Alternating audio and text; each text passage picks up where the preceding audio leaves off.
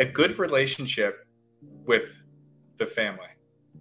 Mm. So I think that that's incredibly important, to have that type of relationship with your family, on both ends, whether you're a guy or a gal. Essentially what a lot of human beings do, we'll use women in specific, they will choose guys that remind them of their dad. That's kind of like one thing they like to do.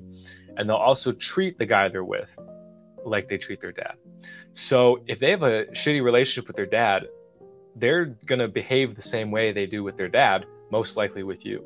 So I was dating this girl, we went out, and first thing I asked her was like, oh yeah, you close with your family? And she's like, no, I kind of hate my dad. And she was very disagreeable.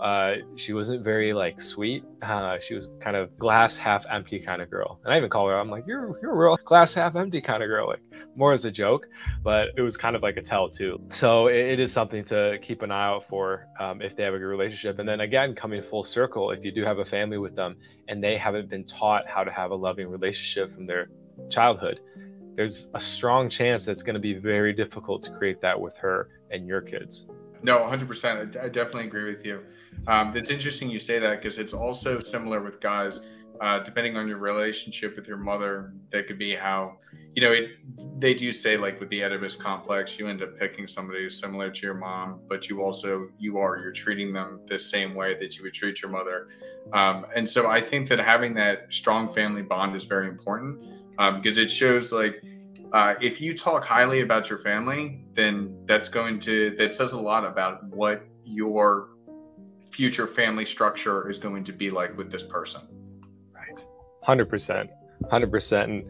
And guys, maybe if you're out there and you're listening to this and you're like, well, shit, my family relationship isn't that great. Well, I'll tell you, there's ways to heal those wounds. I promise you. I've had to do a lot of healing on that myself, and kind of doing a lot of forgiveness work.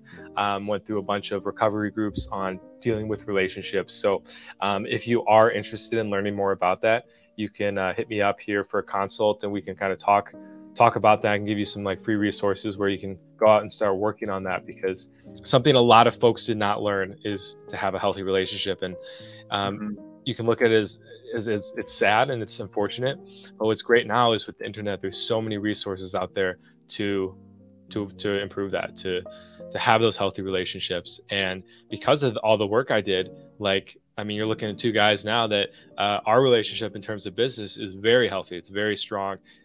There's not drama. It's just like, I never would have had that if I hadn't gone through that work. So little side note on that there. Yeah, absolutely. And the last thing I'm going to say on that is addiction comes in many forms. One of the things that you and I have both worked through is codependency. And a lot of times when you have a tumultuous relationship with your family, it can come from codependency. So just being aware of it and trying to resolve that, it's crazy some of the things that you can do to change your life.